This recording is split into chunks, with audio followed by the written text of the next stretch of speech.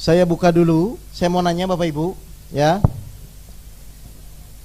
Bapak Ibu, menurut Bapak Ibu, kita hidup di dunia itu berapa lama sih? Menurut Bapak Ibu? Hah? Sehari ya? Ada? 60-70 tahun. Baik, kita buka surat 23 ayat 112 sampai 115. Biar Bapak Ibu jangan terlalu terjebak gitu loh di masalah pusing. Udah dewasa gini masih pusing.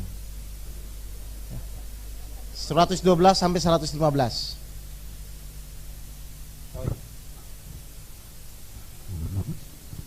Allah bertanya, berapa tahukah lamanya kamu tinggal di bumi? Mereka menjawab, kami tinggal di bumi sehari ataupun setengah hari. Maka tanyakanlah kepada orang-orang yang menghitung. Allah berfirman, kamu tidak tinggal di bumi melainkan sebentar saja, karena kamu sesungguhnya mengetahui. Maka apakah kamu mengira bahwa sesungguhnya kami menciptakan kamu secara main-main saja, dan bahwa kamu tidak akan dikembalikan kepada kami? Maka Maha tinggi Allah, Raja yang sebenarnya, tidak ada Tuhan selain Dia, Tuhan yang mempunyai arsy yang mulia. 17.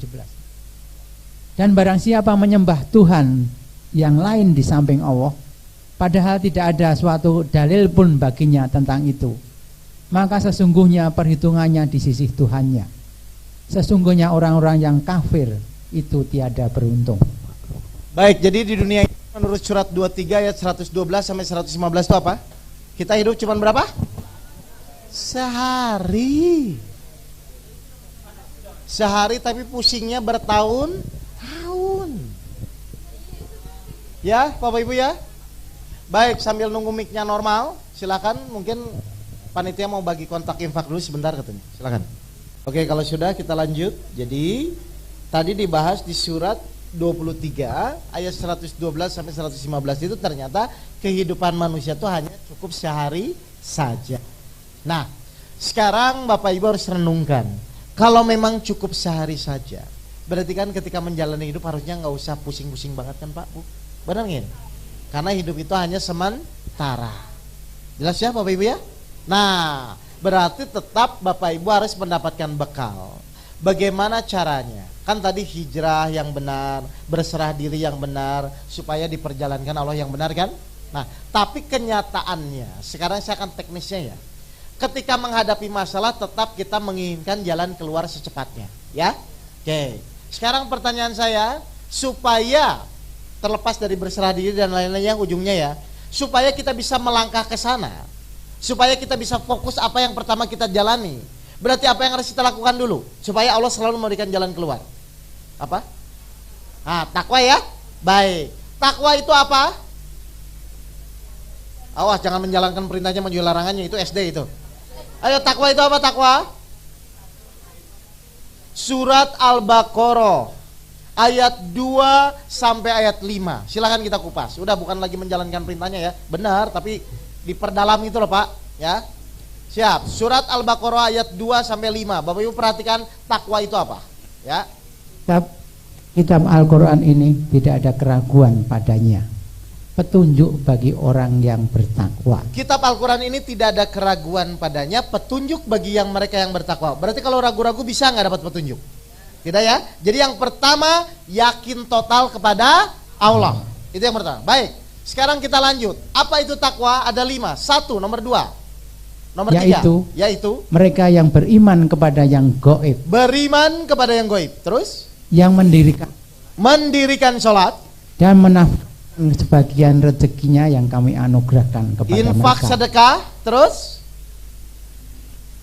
Yang beriman kepada kitab Al-Quran yang telah diturunkan kepadanya dan kitab-kitab yang telah diturunkan sebelummu. Oke, terus? Serta mereka yakin adanya kehidupan akhirat. Jadi takwa itu ada berapa? 5. Ya, kita kupas satu persatu ya Bapak Ibu ya. Biar Bapak Ibu kalau punya masalah fokus saja ke 5 ini. Ya. 1 apa? beriman kepada yang goib. 2, mendirikan, melaksanakan sholat. 3, Nafkah. infak sedekah. 4, percaya, beriman kepada Al-Quran dan kitab sebelumnya. Yang kelima, percaya akan adanya kehidupan di akhirat. Berarti Bapak Ibu kalau ingin jalan keluar harus memenuhi 5 ini enggak? Karena ini syaratnya orang bertakwa. Jelas? Dan Allah berjanji kalau Bapak Ibu bertakwa akan diberikan jalan keluar. Paham dulu ini? Baik, mari kita kupas sekarang. 1, beriman kepada yang goib. Saya mau nanya, goib itu apa?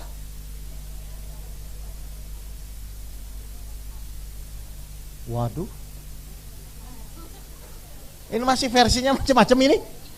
Oke, gini, biar Bapak Ibu paham ya. Ya, sini, lihat ya. Nih.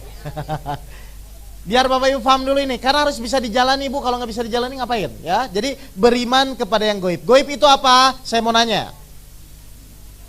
Apa?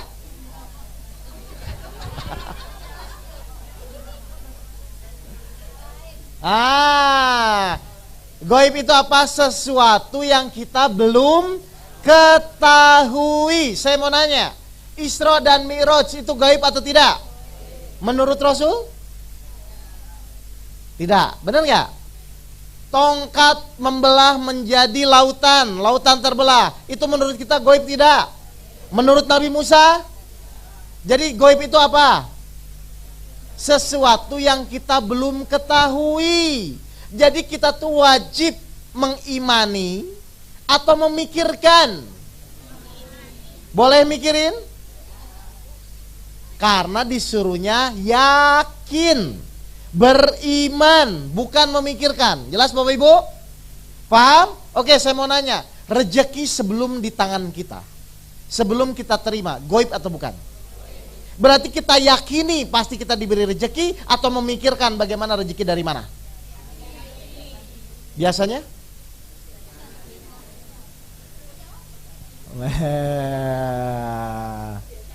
Ayo, rezeki sebelum ke tangan kita, kita tuh yakin tidak Allah pasti akan memberi?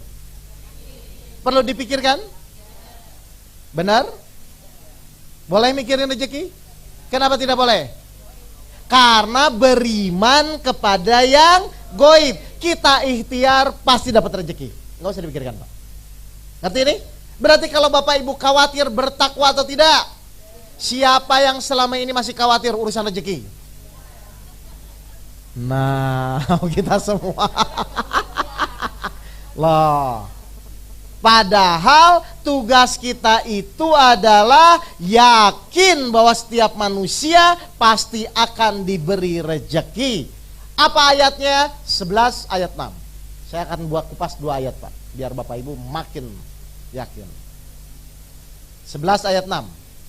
Yang pertama, Bapak Ibu dengarkan ayatnya. Dan tidak ada suatu binatang melata maupun di bumi, melainkan Allah lah yang memberi rezekinya. Dan dia mengetahui tempat berdiam binatang itu, tempat menyimpannya sesuai tertulis kitab yang nyata. Di terjemahan yang lain, tidak ada satu makhluk bergerak pun di muka bumi ini melainkan rezekinya sudah dijamin oleh Allah. Bapak Ibu percaya nggak rezeki itu sudah dijamin? Percaya atau memikirkan? Percaya atau memikirkan? Kalau percaya harusnya khawatir atau tidak? Kalau mikirin boleh nggak? Kenapa tidak boleh mikirin rezeki? Bukan urusan saya. Ngapain mikirin yang bukan urusan kita Pak? Tugas kita ikhtiar. Tugas Allah menjamin rezeki. Paham Bapak Ibu ini? Jadi boleh nggak khawatir rezeki? Kalau khawatir berarti Bapak Ibu tidak bertakwa. Di sini masalahnya Pak, awalnya Pak. Jelas Bapak Ibu? Jadi rezeki itu yakin nggak? Pasti Allah kasih. Yakin dong ayatnya begitu. Jelas? Boleh khawatir? Tidak boleh. Kenapa tidak boleh? Berarti tidak bertakwa. Jelas Bapak Ibu? Jadi tugas kita apa? Ikhtiar semaksimal mungkin, metode tawakal yang pertama saya kajian di sini. Ya, metode tawakal. Ikhtiar semaksimal mungkin, hasilnya kita serahkan kepada Allah. Jelas? Bahkan saya buka ayat yang lebih ekstrim lagi. 29 ayat 60. Ya. Kalau tadi kan Allah bilang dijamin ya, sekarang di 29 ayat 60 apa? Allah berfirman apa? Ya, ayat 60. Dan berapa banyak binatang yang tidak dapat membawa atau mengurus rezekinya sendiri. Allah lah yang memberi rezeki kepadanya dan kepadamu, dan dia maha mendengar lagi maha mengetahui. Berapa banyak makhluk yang tidak bisa mencari rezekinya, Allah yang mengurus semuanya. Yang tidak bisa nyari pun Allah kasih, apalagi yang bisa nyari. Bapak Ibu itu masih bisa nyari atau tidak? Yang bisa nyari pun, yang tidak bisa nyari pun Allah kasih, apalagi yang bisa nyari. Harusnya kalau kita khawatir, wajar atau kurang ajar? Hah? Contoh yang tidak bisa nyari apa? Itu bayi itu. Bayi bisa nyari rezekinya. Kenapa tetap hidup? Allah sisipkan kasih sayang ke dalam diri kedua orang tuanya, maka Allah jamin rezekinya lewat orang tuanya, bukan dari kita sebenarnya. Karena yang tidak bisa nyari pun Allah jamin. Bapak Ibu masih bisa nyari nggak? Masih bisa, sudah khawatir. Aneh nggak kita? Memang aneh kita tuh hidup, Bu. Jelas Bapak Ibu?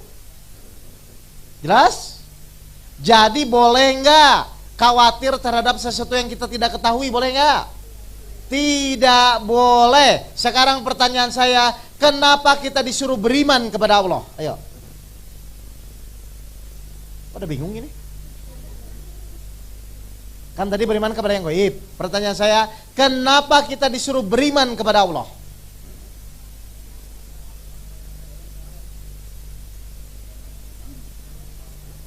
Waduh. Sudah sedewasa ini Bapak Ibu nggak tahu? Hah? Oke, ini saya jelaskan ya. Contoh. Misalnya saya ahli matematika.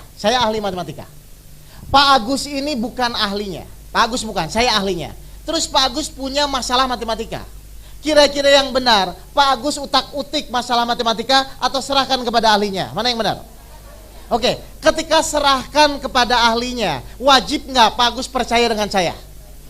Kalau nggak percaya, gimana dia mau menyerahkan? Benar nggak? Jadi orang yang percaya kepada saya, orang yang beriman kepada saya, kenapa Pak Agus beriman kepada saya?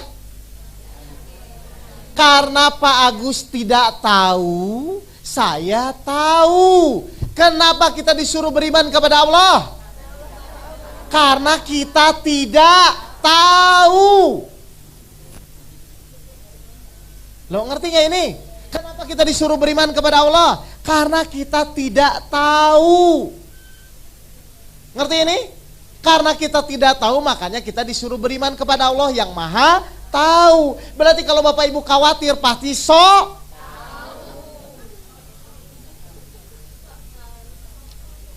Ikuti saja apa yang Allah inginkan. Kenapa kita tidak tahu masa depan bagaimana? Kita tidak tahu solusinya kapan. Kita tidak tahu rezeki itu dari mana. Makanya karena kita tidak tahu, harusnya kita beriman. Kalau kita khawatir, kalau kita bingung, pasti kita Sudah berapa tahun tahu sama Allah?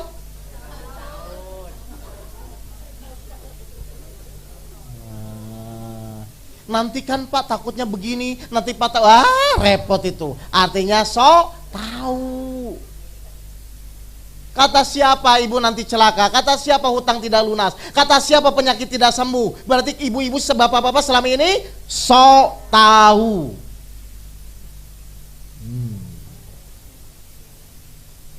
Ayo ngelamun sekarang. Hah? Jadi kenapa kita disuruh beriman kepada Allah? Karena memang kita tidak tahu. Makanya di dalam Islam itu ada 2 rukun. Satu rukun Islam, yang kedua rukun iman. Ibu jarang bahas rukun iman. Nah, saya bahas ini adalah rukun iman semua. Karena kalau ibu tidak dibahas keimanannya, ibu belajar apapun, kalau hanya belajar rukun Islam, ibu tetap goyah. Sudah haji, sudah apa, tetap aja nanti goyah. Jadi kenapa kita disuruh beriman kepada Allah? Karena kita tidak tahu. Kalau memang tidak tahu, jangan so tahu. Ibu pengen nggak punya teman so tahu? Ah, ibu aja nggak mau, gimana ibu bertahun-tahun so tahu sama Allah? Hah? Loh, sadar nggak ini? Kata siapa ibu nggak punya rezeki? Kata siapa uang dari mana? Jangan coba-coba ngomong uang dari mana, karena Allah bisa memberi rezeki dari yang tidak disangka-sangka. Nih kemarin ada cerita, ada jamaah saya, dia padahal ngaji udah lama, dia pusing, dia stres, ternyata rumahnya disegel bu sama bank.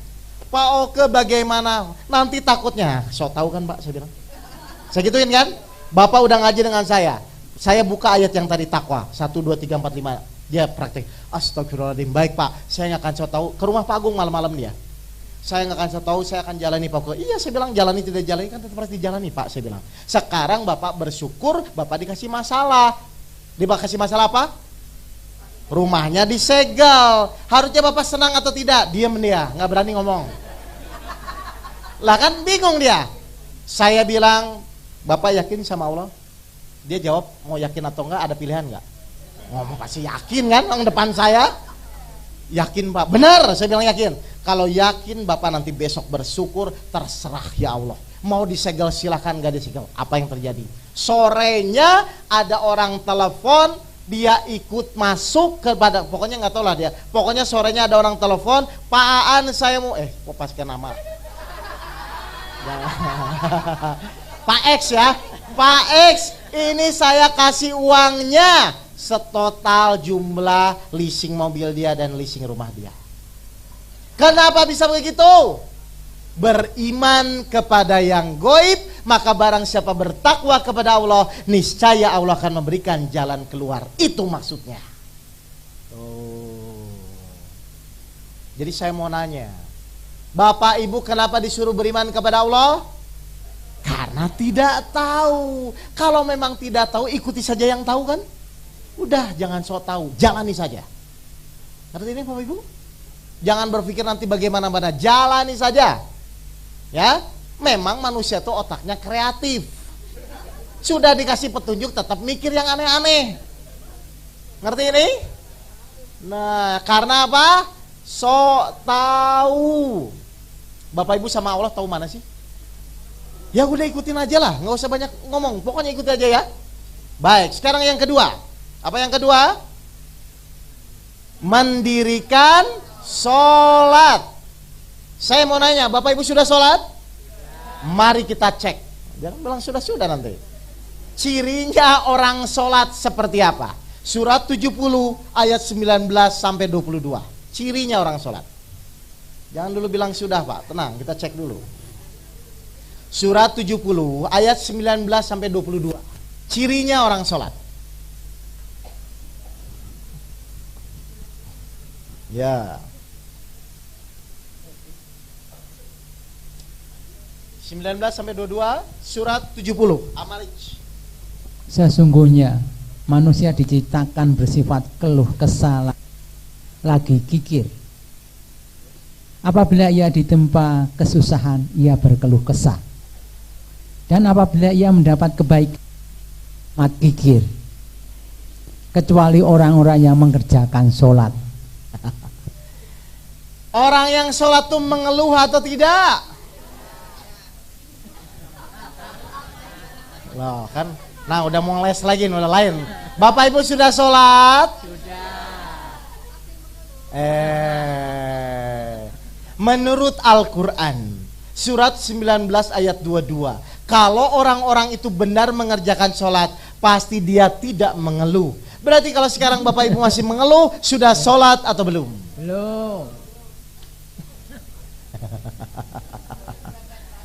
Nah, berarti selama ini sholatnya hanya jasmaninya saja, tidak jasmani dan ruhani. Berarti kalau ibu masih ngeluh di Facebook, sudah sholat atau belum? Maksudnya mengeluhlah di dalam sholat, tidak usah dibawa keluar. Buat apa? Jelas Bapak Ibu ini? Jadi cirinya orang sudah sholat itu minimal sudah ketika ada masalah tuh tidak ada mengeluh karena dia yakin dengan sholat itu. Saya mau nanya ya, Di dalam sholat itu kan ada 3 poin. Ada pernyataan, permohonan, dan pujian. Permohonan dan pujian itu dipraktekkan di dalam sholat setelah sholat selesai. Tapi kalau pernyataan itu harus dibuktikan nggak? Ya, saya ulang. Di dalam sholat itu cuma 3 Pak. Pernyataan, permohonan, dan pujian. Pernyataan atau asyhadu alla ilaha illallah inna sholati wa nusuki iyyaka na'budu wa iyyaka nasta'in. Permohonan misalnya ihdinas siratal mustaqim rabbikfirli warhamni, ya kan? Pujian Allahu akbar subhana rabbil a'la subhana rabbil azim. Pujian dan permohonan itu selesai setelah sholat. Tapi untuk pernyataan harus dibuktikan atau tidak? Benar, harus dibuktikan? Baik, ketika ibu bilang inna sholati, apa itu artinya? Apa itu artinya? Kok pada diam ini? Apa artinya? Sesungguhnya sholatku, ibadahku, hidup matiku hanya. Kenapa ditinggalin suami pusing? Halo? Sholat matiku untuk siapa? Hidup matiku untuk siapa? Kenapa ditinggalkan istri marah-marah? Sesuai nggak itu? Makanya kalau melaksanakan sholat dengan benar pasti tidak mengeluh. Kalau bapak ibu hanya sekedar menggugurkan kewajiban pasti mengeluh. Karena sholat itu tolak ukur mencegah perbuatan keji dan mungkar. Surat 29 ayat 45. Jelas bapak ibu? Jadi bapak ibu sudah melaksanakan sholat atau OTW menuju sholat yang benar?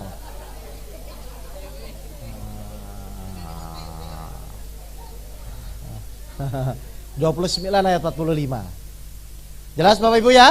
Tolak ukurnya ya? Oke, nomor 3 29 ayat 45. Nomor 3 apa nomor 3? Menafkahkan sebagian rezeki.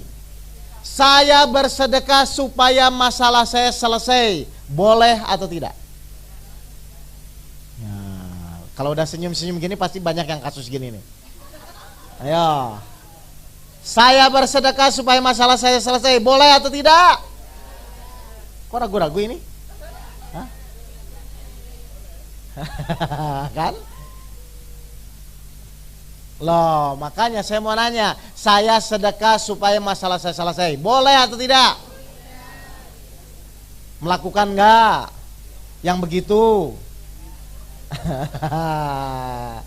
Surat 2 ayat 139. Semua ada ayatnya, Bu. Jangan coba-coba mereka-reka sendiri. Surat 2 ayat 139. Ya. Katakanlah, apakah kamu memperdebatkan dengan kami tentang Allah? Nah, Padahal Dia adalah Tuhan kami, Tuhan kamu. Bagi kami amalan kami, dan bagi kamu amalan kamu. Dan hanya kepadanya kami mengikhlaskan hati. jadi amalan itu harus apa? Ikhlas. Berarti saya sedekah titik atau supaya? Siapa yang masih ada koma? Menurut surat Al-Baqarah ayat 139, sedekah itu harus ikhlas murni karena Allah. Rumusnya kalau ibu ikhlas, rumus selesai masalah pasti. Karena itu memang fadilah sedekah. Nggak usah diniatin, Bu, sesuatu yang sudah pasti. Ngapain? Sedekah itu ibu niat tidak niat pun 1 bakal dikali 10. Karena rumusnya kalau ikhlas pasti dikali 10. Saya niat kerja supaya dapat gaji. Ibu, yang namanya orang kerja itu pasti akhir bulan gajian, Bu, nggak usah diniatin. Ngerti nggak sih Bapak Ibu? Jadi luruskan niat, saya sedekah karena Allah, saya menolong karena Allah. Kalau ibu karena Allah, terus orang itu tidak berterima kasih, tersinggung atau tidak? Kenapa tidak tersinggung? Karena Allah. Ibu taat kepada suami karena siapa? Suami nggak ngasih uang, tetap taat nggak?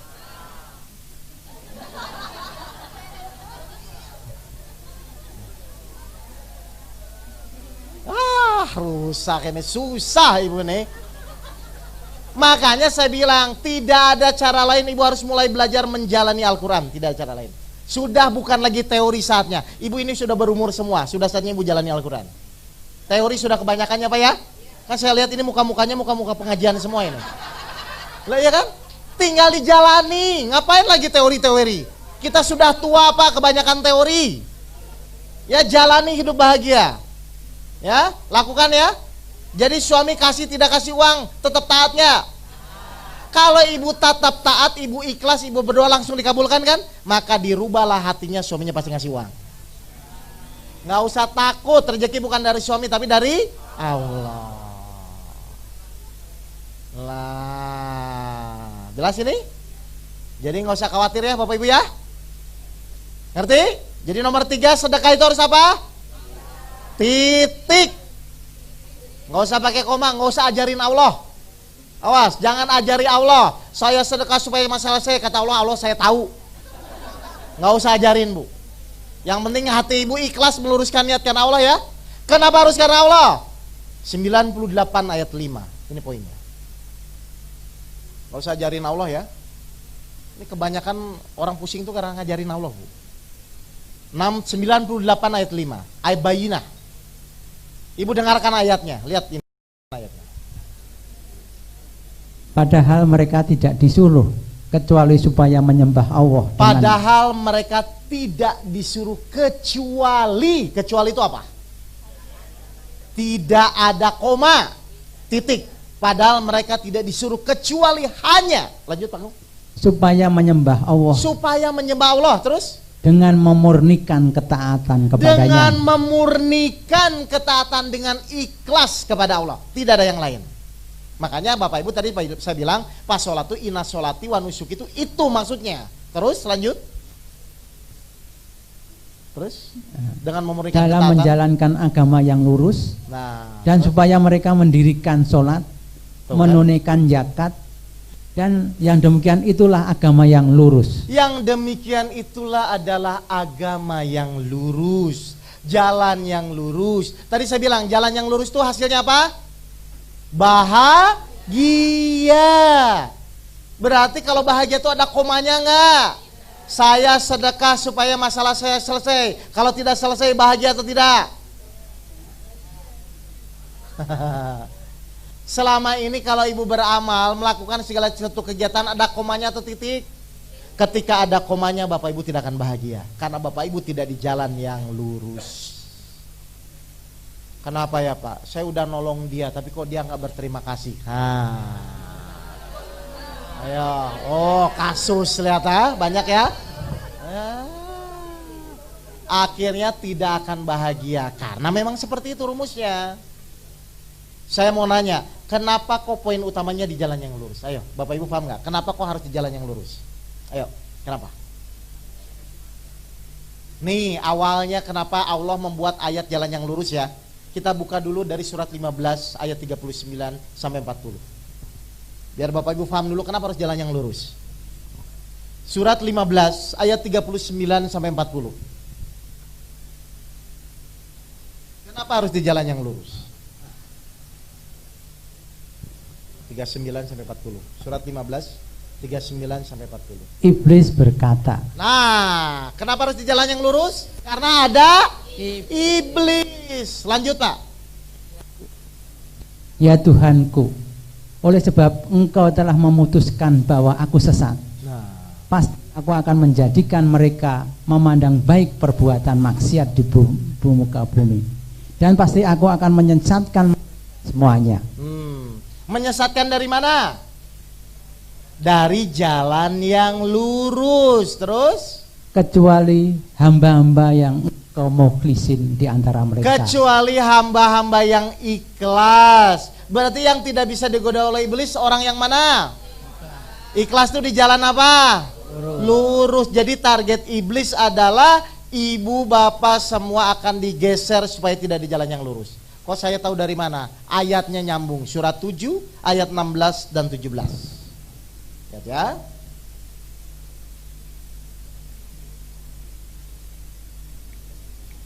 (16, 17) silakan.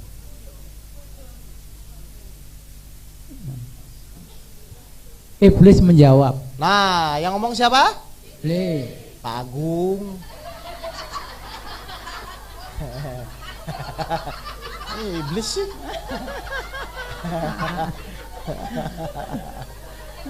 Iblis menjawab, Ah. karena Ya. engkau telah menghukum saya sesat. Nah, lihat ya, karena Allah telah menghukum saya menjadi sesat, terus Saya benar-benar akan menghalang-halangi mereka nih. dari jalan yang engkau lurus. Lihat, target iblis apa? Menghalangi manusia dari mana? Jalan yang lurus. Terus Kemudian saya akan mendatangi mereka dari muka, dari belakang mereka, dari kanan dan kiri mereka. tuh. Dan engkau tidak akan mendapati kebanyakan mereka bersyukur. Nah, jadi kalau orang tidak di jalan yang lurus, maka ujung-ujungnya mereka tidak akan mengeluh tuh bersyukur atau tidak bersyukur. Berarti ketika Bapak Ibu mengeluh, berarti Bapak Ibu sudah disesatkan oleh iblis. Nah, jadi kalau Bapak Ibu mengeluh menghadapi hidup, berarti Bapak Ibu sudah disesatkan oleh iblis. Hati-hati, mengeluh itu bukan manusiawi, tapi Bapak Ibu sudah disesatkan oleh iblis. Siapa dalam setiap hari yang selalu mengeluh? Hati-hati ya. Nah, makanya kalau melakukan segala sesuatu nggak usah pakai koma, titik, supaya iblis tidak masuk Bapak dan Ibu. Karena ketika Bapak Ibu mengeluh, pasti Ibu Bapak sudah disesatkan oleh iblis. Orang mengeluh itu bersyukur atau tidak? Tidak. Bapak Ibu tahu konsekuensinya tidak bersyukur? 14 ayat 7. Bukan mengeluh, bu, konsekuensinya 14 ayat 7. Kepada orang-orang yang sering mengeluh, ini efeknya.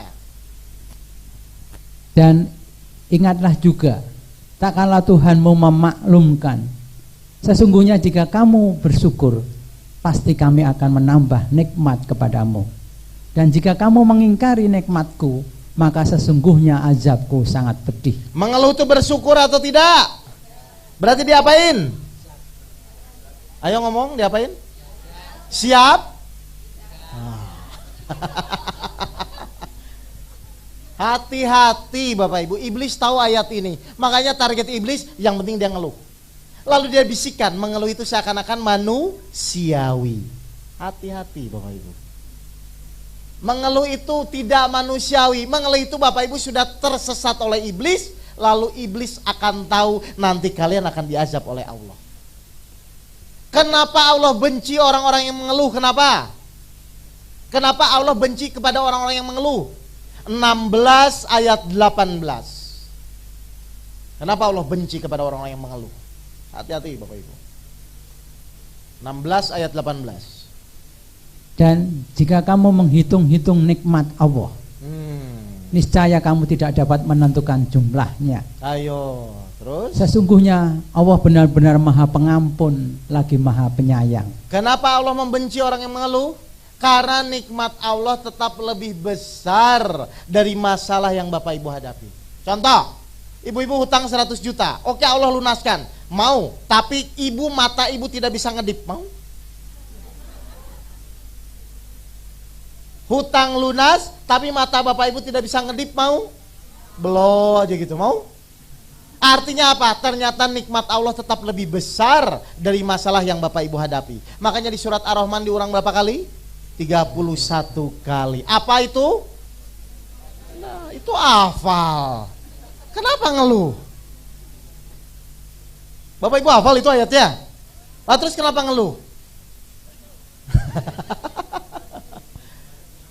Nah, Bapak nyalain setan? Ya. Lihat, setan ngomong apa? 14 ayat 22. Oh, hati-hati Pak. 22 ya. 14 ayat 22. Setan ngomong apa? Lewat Pak Agung, bukan setan baginya. Ayo. Saya mewakili setan, Bu. Dan berkatalah setan, tak kala perkara hisab telah diselesaikan, sesungguhnya Allah telah menjanjikan kepadamu janji yang benar. Tuh, kata setan janjinya Allah janji benar loh Pak. Terus? Dan aku pun telah menjanjikan kepadamu, tetapi kamu menyalahinya.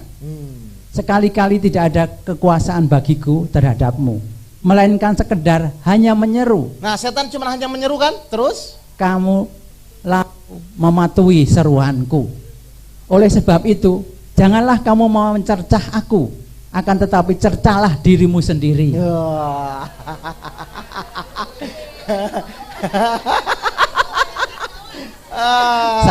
Ini sama-sama setan, Bu. Aku sekali-kali tidak dapat menolongmu, dan kamu pun sekali-kali tidak dapat menolongku. Sesungguhnya aku tidak membenarkan perbuatanmu mempersekutukan aku dengan Allah sejak dulu. Sesungguhnya orang-orang yang zalim itu mendapat siksaan yang pedih. Jadi di yaumil hisab nanti setan akan bersaksi, tugasku tuh hanya menyeru, kenapa kamu mengikuti aku? Maka janganlah cercalah aku, tapi cercalah dirimu sendiri. Jadi yang setan siapa?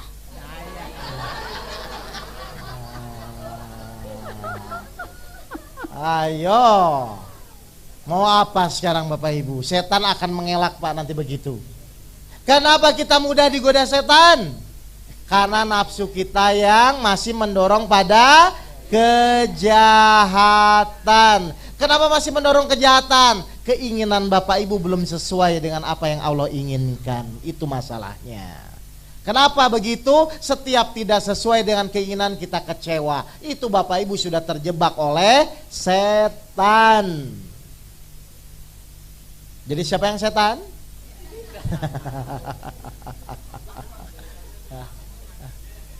Nah, jadi hati-hati kalau ngajaknya ada yang enak-enak. Kenapa Pak? Saya mau nanya, kenapa setan yang ngajaknya yang enak-enak? Ayo, bagus pertanyaannya. Kenapa setan selalu mengajak yang enak-enak? Karena nafsu kita memang selalu mendorong pada hal-hal yang enak. Nah, jelas Bapak Ibu ini? Coba sholat yang enak tuh cepat atau lama?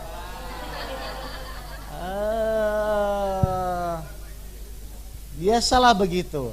Sekarang pertanyaan saya, Bapak Ibu tuh berarti ingin digoda setan atau tidak ingin digoda setan? Tidak ingin. Kalau tidak ingin berarti harus jadi temannya atau musuhnya? Kalau ibu bapak tidak ingin digoda setan, berarti harus jadi temannya atau musuhnya? Kalau tidak ingin digoda berarti jadi teman atau jadi musuh? Kalau musuh pasti digoda. Kalau tidak ingin digoda harus jadi apa? Temennya. Loh kok bingung sih? Loh ngapain digoda kalau udah jadi temennya? Loh kan terbalik semua kan pemikirannya kan? Loh, Bapak Ibu kalau nggak ingin digoda setan harus jadi temennya biar nggak digoda. Jadi Bapak Ibu ingin digoda atau ingin tidak digoda? Kenapa tadi bilang tidak mau? Tuh kan terbalik semua kan cara berpikirnya kan? Kenapa terbalik? Karena sudah digoda. Itu maksudnya. Terbalik semua Pak. Kalau Bapak Ibu tidak ingin digoda setan jadi temennya. Tapi kalau digoda pasti Bapak Ibu musuhnya. Ayo Bapak Ibu ingin jadi teman atau musuh? Ya sudah, kenapa? Makanya Sayyidina Ali kalau tidak ini kan nangis kan dia kan? Tuh. Wah, jelas ini Bapak Ibu? Jadi ternyata selama ini apa yang membuat kita menjalani hidup menderita? Pola berpikir, itu masalahnya. Pola berpikir yang tidak sesuai dengan Al-Quran. Al-Quran ingin kita diberikan masalah untuk meningkatkan derajat, kita tidak mau punya masalah. Benar nggak ini? Bahkan kalau Bapak Ibu tuh kata-kata terakhir amit-amit kalau saya punya masalah. Kan begitu masalahnya. Jelas Bapak Ibu? Inilah jebakan-jebakan yang setan selalu lakukan kepada kita supaya kita tersesat di jalan yang lurus. Karena target setan yang itu, yang penting dia jangan jalan yang lurus. Caranya bagaimana? Hembuskan kesenangan. Nah itu loh Pak. Lewat apa? Nafsu yang belum dirahmati oleh Allah. Makanya kenapa Allah nyuruh puasa? Kenapa Allah nyuruh tahajud? Untuk melawan hawa nafsu kita. Saya mau nanya, ibu kalau suruh milih Jabal Uhud jadi emas atau sehari lapar, sehari puasa, sehari lapar, sehari kenyang? Ibu kalau disuruh milih Jabal Uhud jadi emas atau sehari lapar, sehari kenyang? Benar. Rasul kan waktu itu ditawarin kan? Rasul ditawarin oleh Jibril kan? Hei Rasul, saya akan buat Jabal Uhud jadi emas. Dia nerima atau nolak? Dia milih apa? Sehari lapar, sehari kenyang. Kalau itu kena sama ibu, ibu milih yang mana? Ayo, ibu milih yang mana? Jabal Uhud jadi emas atau sehari lapar, sehari kenyang? Nah, mikir dua-duanya. Jelas Bapak Ibu? Jadi mari sekarang belajarlah mengendalikan hawa nafsu. Bagaimana? Sabar, sholat khusyuk. Itu loh 7 metode yang saya ajarkan. Sabar, sholat khusyuk, ikhlas, tawakal, bersyukur. Itu tuh untuk mengendalikan hawa nafsu.